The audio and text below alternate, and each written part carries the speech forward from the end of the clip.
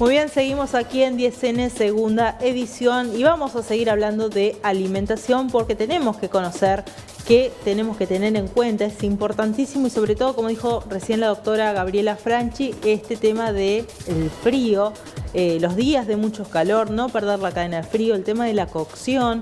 Lo tengo en comunicación a Agustín Sola, él es ingeniero en alimentos, responsable del proyecto de fortalecimiento de las carreras de alimentos de la UNOVA para, bueno, hablar sobre esto que acabo de decir. ¿Qué tal, Agustín? Buenas noches, Ornella Cárdenas lo saluda.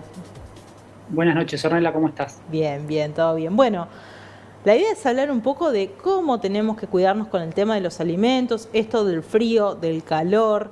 El tema, bueno, yo mencionaba recién con la doctora Franchi que estaba aquí en nuestros estudios, el tema de la salmonela, que por estos últimos días es como que se ha puesto de moda, por llamarlo de alguna manera. Bueno, ¿qué tenemos que tener en cuenta? ¿En qué nos tenemos que cuidar?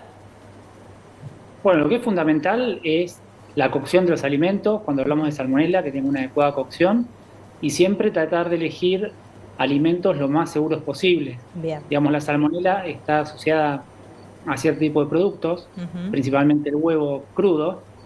Entonces, dado que la mayoría de las personas, en la industria se suele trabajar con huevo pasteurizado, que es un huevo que no tiene patógenos, Claro. pero dado que nosotros solemos consumir el huevo con cáscara, lo que es fundamental al usar huevo para alguna preparación es que el producto esté bien cocido. Ujú. Y por supuesto que mantengamos los productos refrigerados. Si por ejemplo algún producto tiene mal aspecto o algún sabor, evitar consumirlo. Bien. Ese tipo de cosas son fundamentales. Digamos, la cadena de frío, como mencionabas, la cocción, son puntos claves y por supuesto la higiene de las manos y de los elementos que utilizamos en la cocina, para Bien. evitar lo que es contaminación cruzada o que nosotros mismos podamos contaminar un alimento que está cocido. Ujú. Pensemos que los métodos habituales que utilizamos para cocinar los productos los dejan estériles o eliminan los patógenos. Claro. Entonces, si nosotros no tenemos una adecuada higiene, podemos recontaminar ese alimento que ya ha sido cocinado. Bien, esto es lo que sería la famosa contaminación cruzada, no hablando en términos de celiaquía, sino en esto de los cuidados y los lavados de manos y demás. Exactamente, lo de la celiaquía es lo que se llama contacto cruzado, Ujú. que es Bien. cuando entra un alérgeno en contacto con un alimento que no tiene alérgenos, que Ajá. ocurre con la celiaquía, pero con un montón de ingredientes más. Bien, bien, bien, perfecto. Frutos Bueno, secos, derivados de soja, bueno, unos cuantos más. bien, perfecto. Bueno, yo arranqué por la salmonela porque veníamos hablando de intoxicación con mayonesa casera, pero la semana pasada se conoció el caso de esta gente en Berazategui que comió churas y también despertó dos bacterias, salmonela y la otra no recuerdo su nombre ahora. Eh, También, ¿qué es lo que Shigella. se tiene que tener en cuenta cuando se come achuras? Carne, no solamente lo que sea achuras, sino también carne, porque era otra de las problemáticas que habían surgido. ¿Se puede lavar la carne? Se puede lavar, de hecho las achuras habitualmente se lavan, Ujú. pero el Sí. punto es que si el producto no tiene buena calidad en origen, esto quiere decir en el frigorífico, va a pasar mucho tiempo hasta que llegue al consumidor y Ajá. las bacterias se pueden reproducir hasta llegar a un nivel que le causa daño al consumidor. Entonces, por más que ¿Qué es nosotros... buena calidad de origen? Para que se entienda.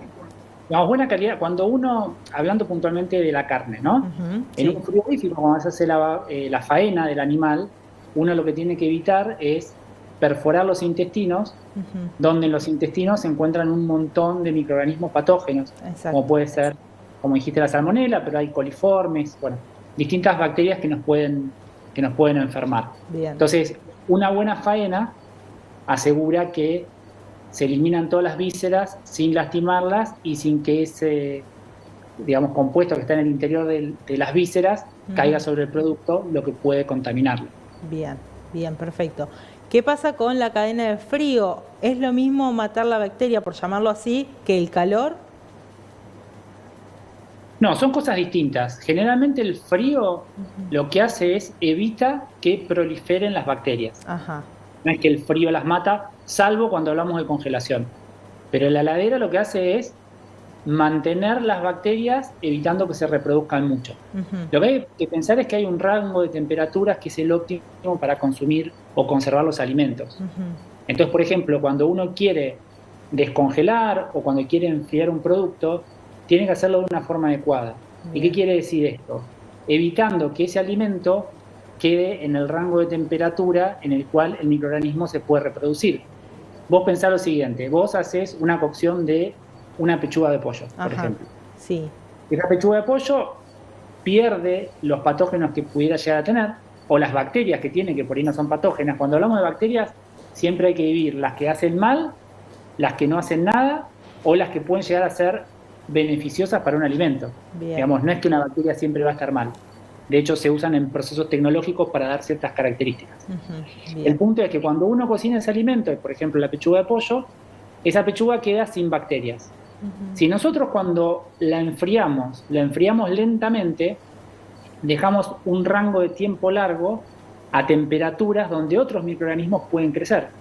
Entonces, por ejemplo, yo estornudo arriba de esa pechuga de pollo, la recontamino, y como está a una temperatura alta, la bacteria puede ir creciendo.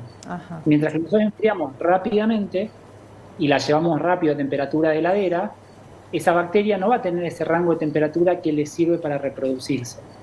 Porque ese es el punto, que las bacterias se reproducen rápidamente y que algunas de ellas pueden generar toxinas que son las que nos van a hacer mal a la salud. Bien. Pero lo que hay que hacer es evitar ese tiempo a una temperatura que es peligrosa. Y lo mismo el de congelar un alimento.